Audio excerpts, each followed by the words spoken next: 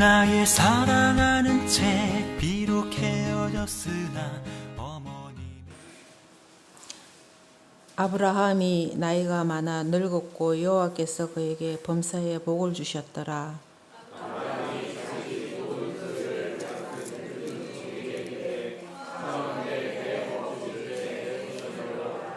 내가 네게 하늘의 하나님 땅의 하나님이신 여호와를 가리켜 맹세하게 하노니 너는 내가 거주하는 이 지방 가나안 족속의 딸 중에서 내 아들을 위하여 아내를 택하지 말고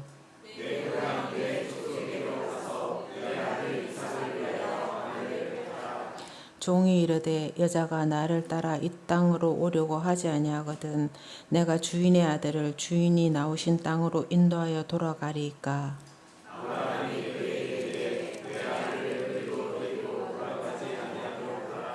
하늘의 하나님 여호와께서 나를 내 아버지의 집과 내 고향 땅에서 떠나게 하시고 내게 말씀하시며 내게 맹세하여 이르시기를 이 땅을 내 시에게 주리라 하셨으니 그가 그 사자를 너보다 앞서 보내실지라 내가 거기서 내 아들을 위하여 아내를 택할지니라.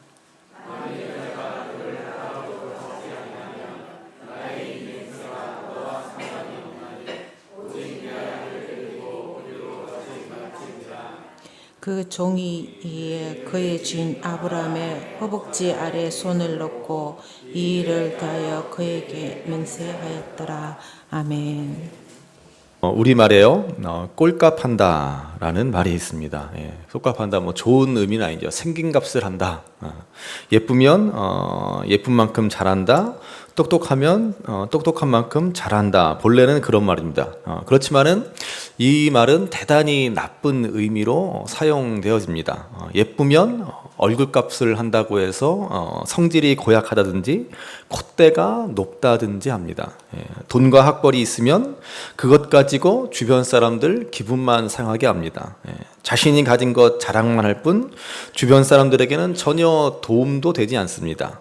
우리는 이런 걸 두고 꼴값한다 이렇게 이야기를 합니다. 기독교 신앙에서 가장 경계해야 하는 것이 바로 이 점이라고 생각합니다.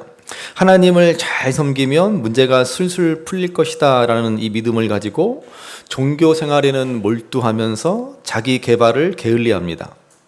하나님을 믿고 의지하는 것과 자신을 발전시키는 것은 별개가 아닙니다.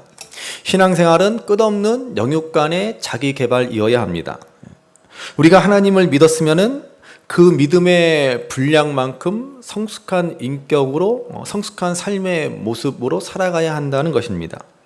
아무리 힘주어 믿습니다 라고 믿습니다 이렇게 해봐야 거기서 끝나버리면은 세상 사람들은 우리들을 향해서 꼴값한다 라고 말하는 것입니다.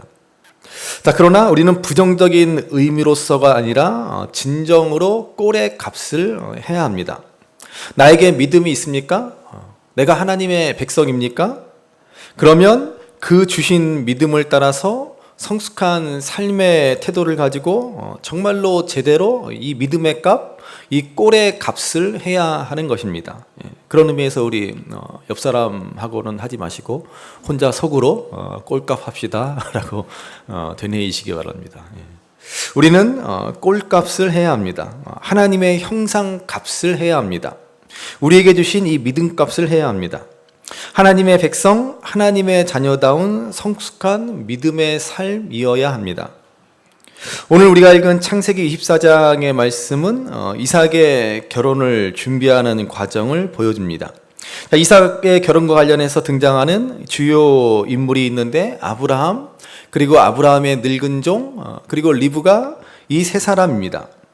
이 세 사람의 우리 믿음의 이 결혼을 준비하는 모습을 보면서 우리는 믿음의 모습이란 무엇인가, 믿음의 태도란 무엇인가 하는 것을 다시 한번 깨달아 알 수 있습니다. 여러분, 결혼이라고 하는 것, 이것이 얼마나 우리 인생사에 중대한 일입니까? 흔히 친구를 잘못 만나면 하늘과 땅의 차이를 경험한다라고 합니다. 그러나 배우자를 잘못 만나면 천국과 지옥을 경험한다라고 말합니다. 그만큼 예나 지금이나 결혼이란 그야말로 중차대한 일입니다. 그래서 오늘 본문은 이삭의 결혼이라는 이 막중한 일을 진행하는 아브라함과 아브라함의 종 그리고 리브가를 통해서 믿음은 어떤 태도로 나타나야 하는가, 신앙이란 꼴의 값은 어떻게 드러나야 하는가 하는 것을 생각해 보고자 합니다. 자, 먼저 아브라함을 보시기 바랍니다. 오늘 본문 1절 말씀을 다시 한번 읽어보시겠습니다. 1절 말씀 같이 읽습니다. 아브라함이 나이가 많아 늙었고 여호와께서 그에게 범사의 복을 주셨더라. 아멘. 자, 지금 아브라함의 나이는 대략 140세 정도로 추정됩니다. 그런데 지금까지 하나님이 그에게 범사에 모든 일에 복을 주셨다라고 말합니다. 여러분, 이것이 믿는 사람의 정체성입니다. 하나님께서 어떤 일은 도우시고 어떤 일은 그냥 나 몰라라 하지 않으십니다. 하나님께서는 범사에 우리 인생 전체를 복되게 하십니다. 다시 창세기 12장 2절의 말씀을 한번 기억해 보시기 바랍니다. 너는 복이 될 것이다 라고 말씀하시지 않습니까? 아브라함이 복이다 라는 것입니다. 그러니까는 복의 기준이 아브라함입니다. 복이 있느냐 없느냐라고 하는 것은 아브라함처럼 되느냐 그렇지 않느냐에 달려 있습니다. 누가 돈이 있다고 복이 아닙니다. 누가 성공했다라고 복이 아닙니다. 부자이건 가난하건 그게 여러분 복의 기준이 될 수 없습니다. 건강하던 병들었던 성공했건 실패했건 그게 복의 기준이 아닙니다. 하나님을 믿느냐 안 믿느냐 그게 복의 기준이다라는 사실을 명심하셔야 합니다. 그러니까 여러분, 우리는 이 땅 가운데서 이 세상에서 당당하게 살아갈 수 있습니다. 왜냐하면 하나님을 믿는 내가 복이기 때문에 그렇습니다. 나를 영접하는 사람은 복을 받게 될 것입니다. 그것이 아브라함에게 주신 약속이지 않습니까? 그러니까 여러분, 어디를 가시든지 누구를 만나든지 당당하게 복 받아라 이렇게 외치시기 바랍니다. 직장에서, 가정에서, 사람들 관계 속에서 나 때문에 이곳이 복 받았다라고 자신 있게 선포하시기 바랍니다. 왜요? 저와 여러분이 복이기 때문에 그렇습니다. 우리가 이 분명한 복의 기준을 갖지 않으면 우리는 이 믿음의 여정에서 늘 갈등하고 늘 괴로워하고 넘어지고 실수를 저지르고 맙니다. 하나님이 나를 복되게 하셨습니다. 범사에 복을 주셨습니다. 이 믿음이 있으면 지금 조금 어렵고 힘들고 뭔가 풀리지 않는 것 같아도 마침내 모든 일이 합력하여 선을 이루게 하신다라는 사실을 믿음으로 고백하며 당당하게 이 땅에서 살아갈 수 있게 되는 것입니다. 아브라함은 지금까지 걸어온 믿음의 길을 통해서 하나님이 범사에 복을 주신다라는 사실을 깨달았습니다. 그간 실수도 많았고 참 어려운 일도 많았지만은 그 모든 일들을 통해서 결국에는 하나님이 복되게 하신다라는 것을 깨달은 것입니다. 그래서 이 믿음을 가지고 이제 아브라함이 이삭의 결혼을 어떻게 진행하는가를 한번 보시기 바랍니다. 자, 본문 2절부터 4절까지의 말씀을 읽어보시겠습니다. 본문 2절부터 4절까지 같이 읽습니다.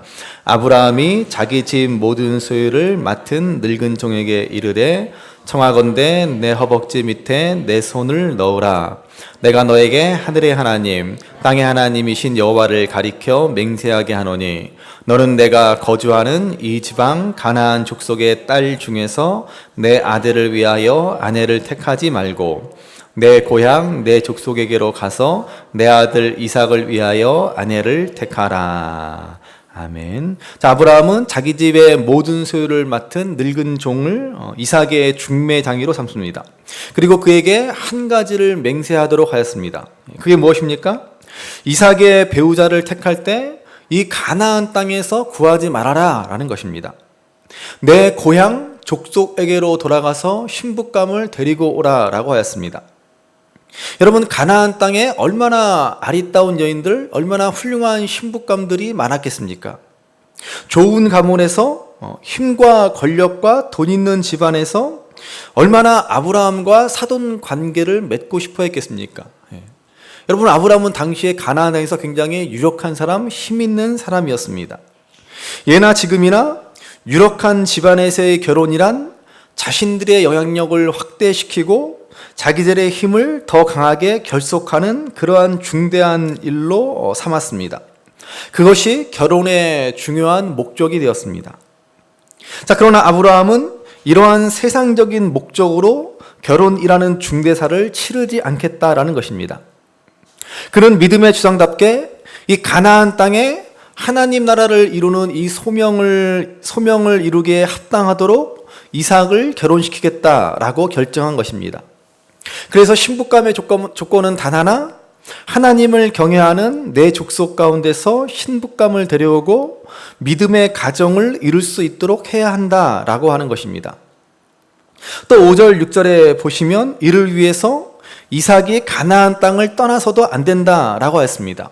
반드시 여인을 이 가나안 땅으로 데리고 오라라는 것입니다. 아브라함은 반드시 하나님의 약속이 이루어질 것을 믿었습니다. 그래서 이삭이 약속의 땅 가나안을 떠나서는 안 된다라는 것입니다. 지금 가나안 땅에서 쉽고 편하게 그리고 이익을 따라서 얼마든지 좋은 신부감을 구할 수도 있습니다. 그러나 아브라함은 굳이 어렵고 힘든 길을 자처합니다. 왜냐하면 지금까지 아브라함을 인도하신 하나님이 이 일도 반드시 인도할 것임을 믿었기 때문입니다. 그래서 7절 하반절에 보시면 아브라함은 종에게 이렇게 말합니다. 그가 그 사자를 너보다 앞서 보내실지라 네가 거기서 내 아들을 위하여 아내를 택할지니라 라고 했습니다. 여러분, 오늘 이것이 아브라함의 믿음이라는 것입니다. 지금까지 하나님이 복을 주셨습니다. 여태까지 하나님이 그 복 가운데 자신을 인도해 주셨음을 잘 알고 있습니다. 그래서 앞으로의 일도 하나님이 다 준비하고 예비하고 복 가운데 인도해 주실 것이다 라는 믿음으로 이 이삭의 결혼을 진행하고 있는 것입니다. 자, 그런가 하면요, 두 번째로 아브라함의 종의 믿음의 모습을 보시기 바랍니다. 아브라함은 이 종에게 전권을 위임했습니다. 10절 말씀에 보시면은 이 종은 낙타 10마리를 끌어다가 집안에 좋은 것들을 가득가득 싣고 갑니다. 결혼 집창금을 가지고 가는 것입니다. 보통 낙타 한 마리가 한 약 300kg 정도의 짐을 실른다라고 하니까는 낙타 10마리면 약 3톤의 무게에 해당하는 그 짐을 가득 싣고 가는 것입니다. 아브라함은 이 큰 재산을 종에게 다 맡깁니다. 왜냐하면은 이 종은 믿을 만한 충성스러운 종이기 때문에 그렇습니다. 12절에 보면은 종은 이렇게 기도합니다. 12절 말씀 보십시오. 12절 같이 읽겠습니다. 그가 이르되 우리 주인 아브라함의 하나님 여호와여, 원하건대 오늘 나에게 순조롭게 만나게 하사 내 주인 아브라함에게 은혜를 베푸시옵소서. 아멘. 여기 보시면 먼저 우리 주인 아브라함의 하나님 여호와여, 이렇게 하나님을 부르는 것을 볼 수 있습니다. 그는 아무도 보지 않는 데서, 누구도 듣지 않는 데서 혼자 조용히 기도할 때조차도 우리 주인 아브라함의 하나님 여호와여 이렇게 기도하고 있습니다. 그는 진실로 신실한 사람입니다. 주인 앞에 있으나, 주인과 떨어져 있으나 늘 주인을 주인으로 대접했고 자신은 종으로서의 위치를 지켰다라는 것입니다. 여러분, 이 세상에서 가장 잘못된 일은 어느 순간 종들이 주인 노릇을 하려고 하는 것입니다. 여러분, 타락이라고 하는 것은 바로 거기에서 시작되는 것입니다. 피조물들인 인간이 하나님처럼 되고 싶어 합니다. 아담이 주인 노릇을 하고 싶어 했습니다. 에덴 동산이 거기에서부터 파괴되기 시작한 것입니다. 이 세상은 자꾸 주인의식을 가져라, 주인의식을 가져라 그렇게 말하지만은 아니요, 여러분. 이 땅의 주인은 단 한 분, 오직 하나님밖에 없습니다. 인간은 그 어느 누구도 주인이 될 수 없습니다. 그게 믿음입니다. 아브라함의 종은 지금 모든 전권을 위임받았고 막대한 재물을 가지고 갑니다만 그는 한 번도 자기가 주인 노릇을 해야겠다라고 생각하지 않습니다. 사람들을 보십시오. 조금만 자기에게 권한이 생겼다라고 한다면 본인이 다 주인 노릇을 하려고 합니다. 그래서 싸움이 있고 다툼이 일어납니다. 누가 주인인지를 가려보자라는 것입니다. 결혼한 부부는 어때요? 결혼하면서부터 부부간에 치열한 주도권 싸움이 벌어집니다. 누가 이 가정의 주인이 되겠느냐. 그러다가 어떻게 돼요? 결국 안 되니까는 너는 안주인, 나는 바깥주인. 가정에 주인이 둘이 있습니다. 사랑으로 하나 되어 가정을 이루라라고 했더니 서로 그냥 주도권 싸움을 벌입니다. 어디에서나 사람들이 모이는 곳이라면 이런 주도권 싸움은 끊이지 않습니다. 다 주인 노릇하겠다라고 싸우는 것입니다. 예수님께서는 이 땅의 주인이시지만은 종의 모습으로 오셨습니다. 일생 동안 그분은 종으로 섬기셨고 마침내 십자가에 달리시기까지 그분은 희생하고 섬기셨습니다. 그리고 그 일로 인하여 마침내 참된 영광의 자리에 오르시지 않았습니까? 오늘 이 땅의 사람들은 지나친 주인의식, 그릇된 주인의식에 사로잡혀 자기의 신분을 쉽사리 잊어버리고 쉽게 교만에 빠지는 것을 보게 됩니다. 그러나 오늘 이 아브라함의 종은 그렇지 않습니다. 이게 신실한 믿음의 사람의 모습이라는 것입니다. 이 종이 드린 기도는 단 한마디입니다. 10절 말씀을 보시죠. 10절 말씀, 다시 10절 말씀을 한번 읽어보시겠습니다. 이에 종이 그 주인의 낙타 중 10피를 끌고 떠났는데 곧 그의 주인의 모든 것을 가지고 떠나 메소포타미아로 가서 나홀성에 이르러 12절이군요. 12절입니다. 12절 읽겠습니다. 그가 이르되 우리 주인 아브라함의 하나님 여호와여 원하건대 오늘 나에게 순조롭게 만나게 하사 내 주인 아브라함에게 은혜를 베푸시옵소서. 예, 아멘. 12절 말씀이네요. 예. 자, 아브라함의 이 종의 기도는 단 한마디입니다. 그의 사명 뭐예요? 이삭의 신부감을 데려오는 일이다. 이 일이 순조롭게 이루어지기를 기도하고 있습니다. 그래서 내 주인 아브라함에게 은혜를 베푸시옵소서라고 기도합니다. 그는 진정으로 충성스럽고 신실한 종이었다라는 것입니다.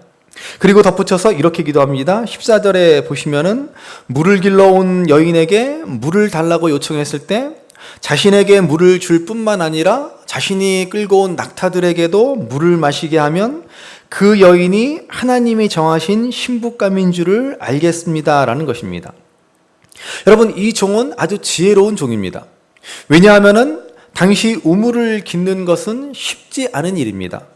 경우에 따라서는 10여 미터의 웅덩이를 내려가서 물을 길어와야 합니다. 그러니까는 낯선 사람에게 물을 성큼 주는 게 쉬운 일이 아닙니다. 그림 넘겨봐 주세요. 예. 당시에 부엘세바 우물, 저런 식의 우물입니다.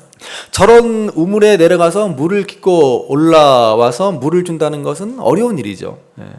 그런데 더군다나 요청하지도 않았는데 끌고 온 낙타에게 물을 마시게 하는 여인이라면 여러분, 이런 여인은 더 볼 것 없이 최고의 신부감이지 않겠습니까? 대단히 속이 깊은 사람이고 남을 세심하게 배려할 줄 아는 사람이고 깊은 사랑이 있는 사람이 아닐 수 없습니다. 적어도 믿음의 아들 이삭의 배우자가 되려면 이런 여인이어야 한다라는 말입니다. 그런 종은 바로 그러한 생각을 하게 된 것입니다. 여러분, 이러한 기도가 불쑥 튀어나올 수 있습니까? 이 종은 깊은 지혜가 있는 사람이고 하나님 주신 지혜가 있는 사람입니다. 우리도 이런 기도의 사람이 되어야 할 것입니다. 그냥 내 생각을 따라서, 내 욕심을 따라서 기도하는 사람이 아니라 이렇게 하나님 주신 지혜를 따라 기도하는 사람이 되어야 할 것입니다. 만약 이런 지혜와 믿음이 없는 사람이라면 어떤 기도를 했겠습니까? 그냥 이 마을에서 제일 예쁜 여인을 만나게 해주세요. 아니면 이 마을에서 제일 부잣집 딸이나 가장 권세 있는 집안의 딸을 만나게 해주세요. 이런 기도나 했을 것입니다. 그러나 그런 기도가 아니라 내가 물 한 잔 청했을지라도 그 물을 기꺼이 대접할 수 있는 여인, 심지어 내가 청하지도 않았는데도 내가 데려온 낙타들에게까지도 세심하게 배려해서 물을 줄 수 있는 여인이면 좋겠습니다 라고 기도했다라는 것입니다. 우리는 이 종의 모습을 통해서 그는 신실하고 충성스러운 종이며 또 하늘의 지혜를 가진 종이었다라는 사실을 알 수 있습니다. 자, 15절 말씀해 보니까는 이 기도가 미처 마치기도 전에 리브가가 등장합니다. 우리는 세 번째 믿음의 사람으로서 리브가의 모습을 보게 됩니다. 리브가는 종이 요청하자 그에게 물을 주어 마시게 합니다. 그리고 종의 기도대로 정말로 낙타들에게까지 물을 마시도록 하였습니다. 우리도 이렇게 바로바로 기도가 응답되면 얼마나 좋겠습니까? 자, 20절에 보시면 그녀는 급히 물동이의 물을 구유에 붓고 또다시 물을 기르려고 우물로 달려갑니다. 낙타가 한두 마리가 아니지 않습니까? 그래서 그녀는 서둘러 물을 또 기르러 갑니다. 무슨 뜻이겠습니까? 그녀는 마지못해 하는 일이 아니었다라는 것입니다. 리브가는 자원하는 마음으로 기쁘게 이 일을 했다라는 것입니다. 이 일을 성심성의껏 감당했다라는 말입니다. 리브가의 이런 모습을 통해서 우리는 그녀는 누구보다도 참으로 훌륭한 신부감이다라는 사실을 알 수 있습니다. 사람들은 저마다 좋은 남편, 좋은 아내, 좋은 배우자를 만나기 원합니다. 그러나 대부분 쉽지가 않습니다. 왜냐하면 나 자신이 좋은 배우자가 먼저 되어야 하기 때문에 그렇습니다. 그런데 나는 좋은 배우자가 되어 있지 않으면서 좋은 사람들을 원합니다. 그야말로 도둑놈 신보입니다. 이 도둑놈 신보로 좋은 사람 데려다가 망치려 합니까? 여러분, 내가 먼저 좋은 사람이 되면 좋은 사람을 만나게 되어 있습니다. 내가 먼저 좋은 사람으로 살면 좋은 사람들과의 교제가 이루어지기 마련입니다. 내가 맨 무슨 잘못된 이상한 생각만 하고 살아가니까는 그런 사람들이 주위에 몰리고 그런 사람들하고만 어울리는 것입니다. 그러니까 여러분 늘 기억하시기 바랍니다. 주위에 좋지 못한 사람들 뿐이다, 주위에 한심한 사람들만 있다라고 생각되면은 여러분 꼭 명심하시기 바랍니다. 그러면 내가 제일 나쁘고 내가 제일 한심한 사람이다라는 사실을 기억하고 회개하셔야 됩니다. 내가 제일 나쁘고 내가 제일 한심하니까는 내 주위에 그런 사람들만 모이기 마련인 것입니다. 그래서 가장 나쁜 리더는 부하 직원들 탓만 하는 리더라는 말이 있습니다. 가장 안 좋은 목사는 허구한 날 성도들에게 핀잔만 늘어놓는 목사입니다. 본인들 스스로 좋은 리더가 아니라는 것, 좋은 목사가 아니다라고 하는 것을, 그러한 자격이 없다라는 것을 드러내고 있는 것입니다. 우리가 좋은 믿음을 가지고 있으면 좋은 믿음의 사람들이 옆에 모인다라는 사실을 기억하시기 바랍니다. 여러분, 옆에 있는 성도들, 우리 함께 신앙하는 우리 중마음교회 성도들을 어떻게 생각하십니까? 좋은 믿음의 사람들로 여기고 계십니까? 예? 꼭 그러셔야 됩니다. 꼭 그러셔야 돼요. 그러면 내가 좋은 믿음의 사람이 되었다라는 증거입니다. 그런데 정말 나 말고는 다 그냥 아이고 한심한 이러한 마음, 이러한 태도라고 하면 여러분 내가 제일 한심한 믿음의 사람이다라는 사실을 기억하셔야 됩니다. 오늘 우리는 이삭의 결혼이 이루어지는 과정을 통해서 세 사람의 믿음의 모습을 보았습니다.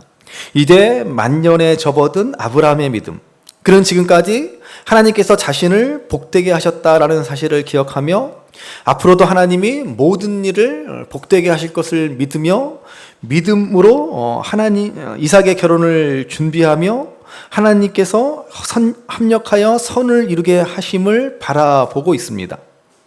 또 아브라함의 종은 겸손하고 신실한 모습으로 자기 인간적인 생각이 아닌 하늘의 지혜를 따라 이 일을 처리해 나가고 있는 것을 보게 됩니다. 리브가는 좋은 믿음의 사람이 되어 주위 사람들에게 복을 나누는 삶을 살아가고 있는 모습을 보여주고 있습니다. 세 사람 각자가 나이도 신분도 상황도 다르지만은 저는 이 세 사람의 이 믿음의 모습을 보면서 한 가지 공통된 점이 있다라고 생각합니다. 그건 뭡니까? 그건 바로 평강이라는 것입니다. 아브라함을 생각해 보시기 바랍니다. 그는 서두르지 않습니다. 조급해하지 않습니다. 급하다고 가나안 땅에서 이삭의 배우자를 찾지 않습니다. 멀더라도 시간이 지체되더라도 믿음의 집에서 신부감을 구해 오도록 합니다. 하나님의 평강을 가진 사람들이 할 수 있는 일입니다. 아브라함의 종은 결코 자신이 종이라는 사실을 한 번도 잊지 않습니다. 주인의 자리를 넘보거나 탐내지 않습니다. 늘 주인의 뜻에 따라 성실하게 살았기 때문에 그의 얼굴에는 평강, 샬롬이 넘쳐납니다. 리브가는 어떻습니까? 여유가 없으면 마음의 평강, 이 샬롬이 없으면 남에게 절대로 친절할 수 없습니다. 내가 불안하면 남한테 평강을 베풀지 못합니다. 그녀는 그 마음에 깊이 자리 잡은 샬롬, 이 평강으로 남을 배려하고 친절을 베푸는 것을 볼 수 있습니다.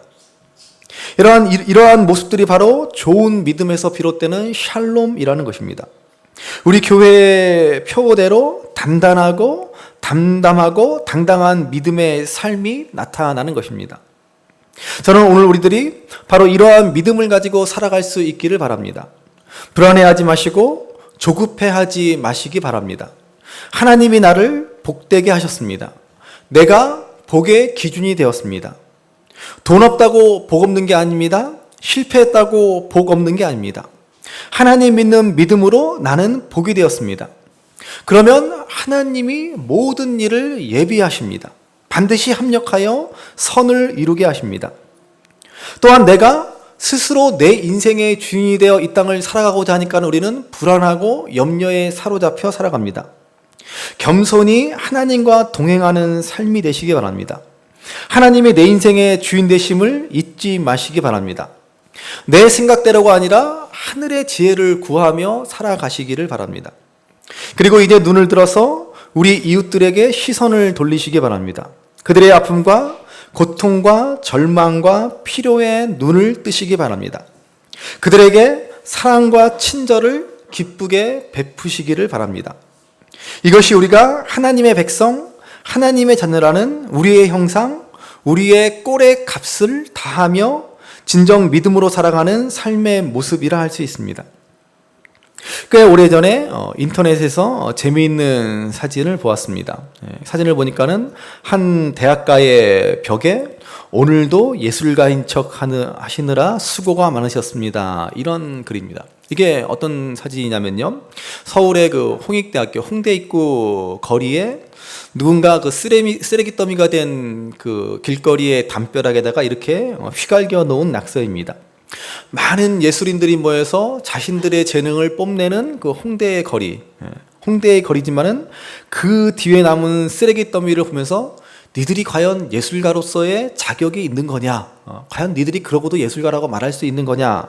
이런 분노와 조롱이 담긴 그러한 낙서라고 생각됩니다.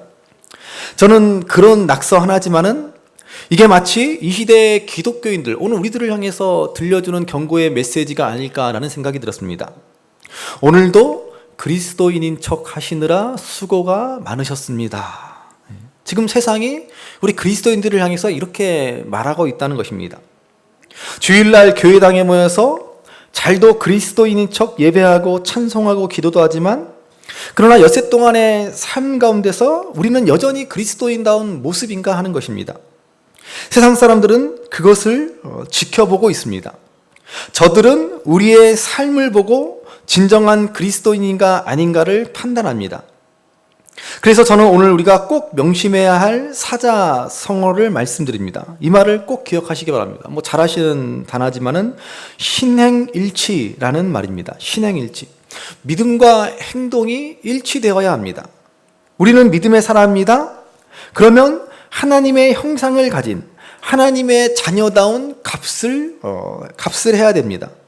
믿음과 삶이 일치해야 하는 것입니다.